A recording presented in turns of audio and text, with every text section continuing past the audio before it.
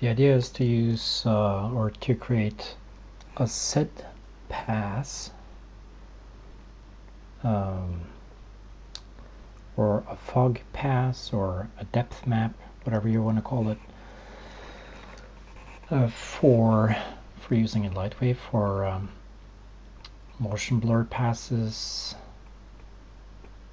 in the graph editor. So we're going to pump in this result into the graph editor for the motion blur passes. So that's the idea. I'm not gonna test all of it, but I thought at least I'll give Howler a run, and dry run is basically a preview. So when I hit, if you don't hit that one, then it's going to render out. You don't want that, so you want this one checked on so that you can actually see what's going on. Okay, so now it's using the Twixtor method, which is it's extrapolating the frames, kind of like interpolating the frames really. So that's basically what Twixtor is doing, and also Resolve DaVinci. But I kind of like covered that before, so I'm not going to cover that again. Like I said, Resolve also does this now, so, and from what I read, it's going to do a very good job at it. So, but anyway, we got two options now. We got Howler, this program here, and Resolve. You could use Twixtor, of course, but that's expensive. Plus you need After Effects. But this video is going to focus on motion vectors. So when I turn that on, you'll see that it's actually calculating the change here. So when there's a scene change, like here,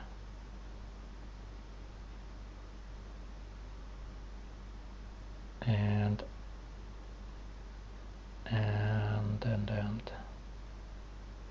here, you'll see that you get this red lines and this empty area as well.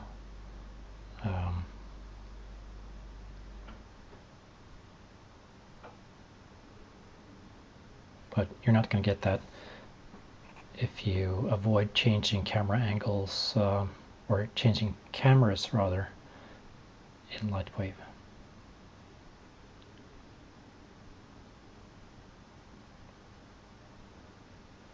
So it should work fine. If this technique is going to work fine though, I don't know. Anyway, what I can do here now is I can check this one off, and let's stop this and go for this one, motion analysis only, and hit go, and you'll basically see the same thing happening. It's coloring the difference based on the frames, and whenever you see a bright flash, that means that it's shifting the camera, it's changing the camera. So now all is good, and it's coloring based on the frame change, and there was a blink, that was a camera change, a camera swap, and you see these color share, camera swap. And this is a very hard motion, so it's very colored. And again, I should get there a camera swap. So you get the idea. So the idea here is to color this yellow, red, green, and make that, change the red, yellow, green into a grayscale so that I can use it in LightWave. And then I can input that data into the motion blur passes envelope and in the graph editor, so that the motion blur passes can be adjusted automatically based on this video. I'm not going to go follow through with that though. I'm not going to show you how. This is just basically an idea and also a self-reminder on how to do that later on. If it works, I have no idea. But it's an interesting thought, so